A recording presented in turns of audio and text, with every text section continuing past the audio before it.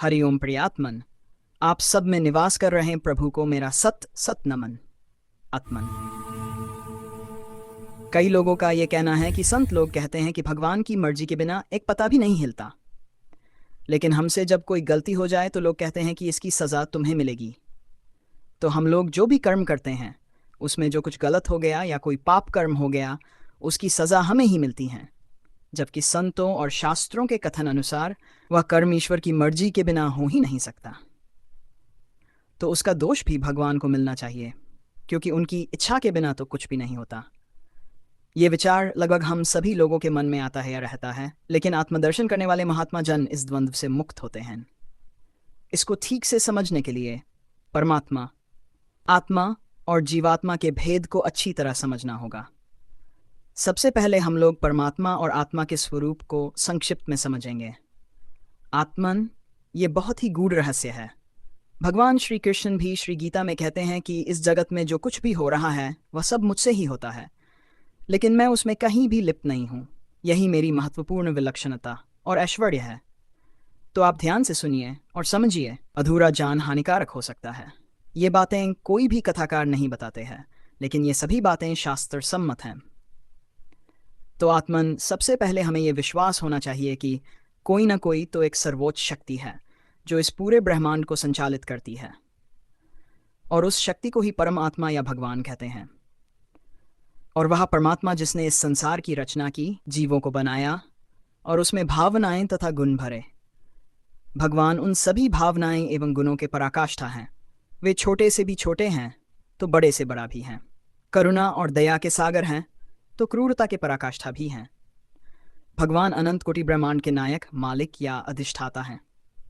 भगवान अपने एक अंश से इस पूरे ब्रह्मांड का संचालन करते हैं, और वह है जीवों में सूक्ष्म रूप से निवास करने वाला आत्मा। जैसे अग्नि के एक कण में भी अग्नि के अभिगुण होते हैं। अनुकूल वातावरण मिलने पर अग्नि का एक छोटा सा कण भी विशाल रूप धारण कर लेता है। उसी तरह ये आत्मा जो परमात्मा का अंश है, और उस आत्मा में भी परमात्मा के सभी गुण विराजमान हैं। अर्थात हमारे अंदर भी उस परमात्मा के सारे गुण हैं, क्योंकि हमारे अंदर भी उसी परमात्मा का अंश आत्मा विराजमान है। केवल हम लोग उसे सही ढंग से देख नहीं पा रहे हैं। उस महान शक्ति के महानता, विशालता और विलक्षणता को किसी भी विज्ञान के द्वारा नहीं जाना जा सकता। उन्हें केवल प्रेम पूर्वक भक्ति करके ही कोई बिरला है जान सकता है। आत्मन, आप थोड़ा सब्र रखें। इस प्रश्न को ठीक से समझने के लिए इन तथ्यों को समझना अति आवश्यक है। आत्मा के बिना इस ब्रह्मांड में किसी सजीव या निर्जीव का अस्तित्व नहीं है। एक पत्थर का भी कोई सेंटर पॉइंट होता है, वह सेंटर पॉइंट ही उस पत्थर में स्थित आत्मा है। जब भगवान किसी भी सृष्टि का लय करना चाहते हैं तो अपने आत्म रूप को अपने अंदर लय कर लेते हैं। भगवान शाश्वत, सत्य, शक्ति, प्रकाश, शांति, निर्मलता, प्रेम और आनंद के सागर हैं। तो भगवान हम सब के अंदर आत्मा रूप से इन सभी गुणों के साथ विराजमान होकर हम सभी को चलने फिरने या कर्म करने की शक्ति देते हैं। वह भी बिना किसी शर्त के तथा बिना कोई प्रति उपकार की इच्छा रखते हुए, और हमें कर्मों की करने की स्वतंत्रता भी देते हैं। यानी कि तुम्हें जो उचित लगे करो, मैं हमेशा तुम्हारे साथ हूँ। अब यह तो आत्मा, परमात्मा और भगवान का स्वरूप है, लेकिन जिसे हम अपना मैं कहते हैं वह कौन है? अर्थात हम लोग भगवान तो है नहीं, फिर हम लोग कौन हैं? हम लोगों के या किसी भी जीव के बाहरी शरीर के अतिरिक्त एक सूक्ष्म शरीर भी है, वही हमारा मैं है। जैसे आपके हाथों की तरफ इशारा करके कोई ये पूछे कि ये क्या है, तो आप बोलेंगे कि ये मेरा हाथ है, यानी कि ये आपका हाथ है। आप वह हाथ नहीं हो तो आप कौन हो? यही जो आपका मैं है वह आपका सूक्ष्म शरीर है, जिसे जीवात्मा कहते हैं। ये जीवात्मा उस परमात्मा के अंश आत्मा का प्रकाश है। ये जीवात्मा भी अविनाशी और शाश्वत है, लेकिन ये जीवात्मा स्वयं प्रकाश नहीं है। ये आत्मा के प्रकाश से प्रकाशित होता है। जैसे चंद्रमा के पास अपना प्रकाश नहीं होता, वह सूर्य के प्रकाश से ही प्रकाशित होता है। आत्मन, ध्यान रहे कि ये पूरा ब्रह्मांड भगवान के आंतरिक अभिव्यक्ति का विस्तार है। इसलिए ब्रह्मांड या प्रकृति के माध्यम से ईश्वर के द्वारा बनाए गए इस सृष्टि रूपी तिलस्म के नियमों के संकेत मिलते हैं, जिसे ध्यान से समझा जा सकता है। लेकिन इसे समझने की दृष्टि भी भगवान की कृपा के बिना नहीं मिलती। भगवान की कृपा प्राप्त करने के लिए किसी योग्यता या शास्त्र ज्ञान की आवश्यकता नहीं है, केवल निश्चल प्रेम से ही उनकी कृपा प्राप्त की जा सकती है। तो ये जीवात्मा जो आत्मा का प्रकाश है और उसका मूल आत्मा ही तथा इसका लक्ष्य भी आत्मा से मिलना ही है। लेकिन जीवात्मा यानी हम लोग आत्मा की तरफ जाने के बजाय अपने अपने तरह से अलग अलग सांसारिक खेलों में उलझे रहते हैं। इसी जीवात्मा में हमारे द्वारा किए गए अच्छे या बुरे कर्मों के संस्कार संचित होते रहते हैं और उन्हीं कर्मों से बने संस्कारों के अनुसार ही हमारे जीवन में जन्म, मृत्यु, लाभ, हानि, यश और अपयश घटित होते रहता है।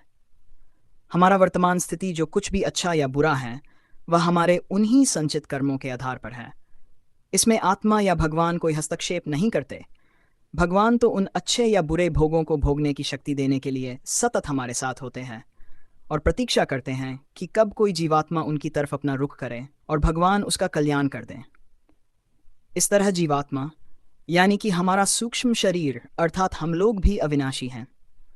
हम लोगों का कर्मों के अनुसार केवल शरीर और स्थिति बदलती हैं और कर्मों के अच्छे बुरे फल भी हमें ही भोगना पड़ता है।